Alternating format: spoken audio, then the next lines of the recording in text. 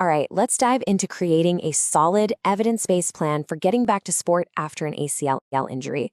We're going to build a blueprint, step by step, to help athletes not just get back on the field, but to stay there for good. But let's start with a statistic that's, well, pretty shocking, and it really highlights a massive problem we're dealing with in sports medicine.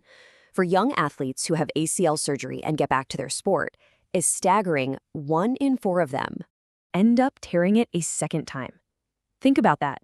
A 25% chance of going through it all over again. It's an absolutely devastating setback, and for many, it's career-ending. So you have to ask, what's going on here?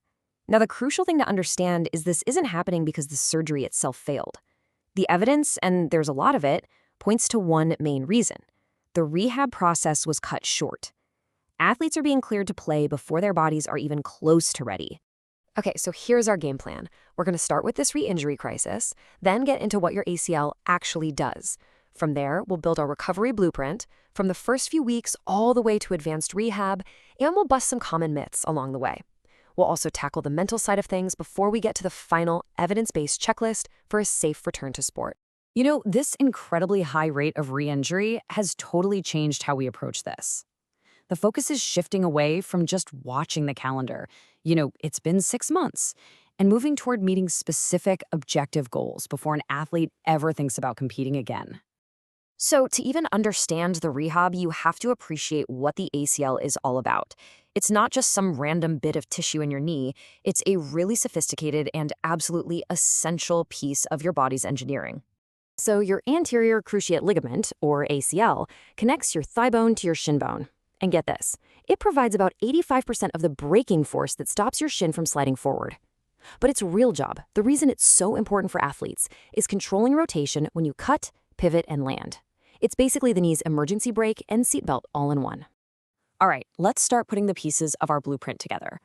A great recovery is built on mastering the basics in those first few weeks. And trust me, these early steps, they're completely non-negotiable. Now, this is where biology comes in, and it's fascinating. The new graft that the surgeon puts in takes months to really become part of your body. It goes through this process called ligamentation, where it slowly turns into a living, functioning ligament. You just can't rush that. That's why the research is crystal clear. 9 months is the absolute bare minimum before you should even think about a competitive return.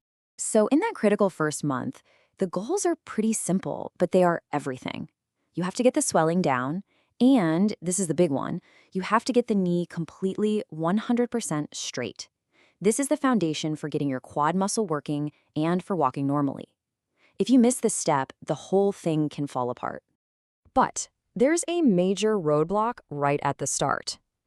After the injury and the surgery, your body has this protective reflex. It's called arthrogenic muscle inhibition, or AMI. Basically, the pain and swelling tell your brain to hit the emergency off switch on your main thigh muscle, the quadriceps. And that right there is the central battle of ACL rehab. You can't strengthen a muscle that your brain refuses to turn on. So overcoming this shutdown is priority number 1. A weak quad means an unstable knee, which almost always leads to a failed recovery.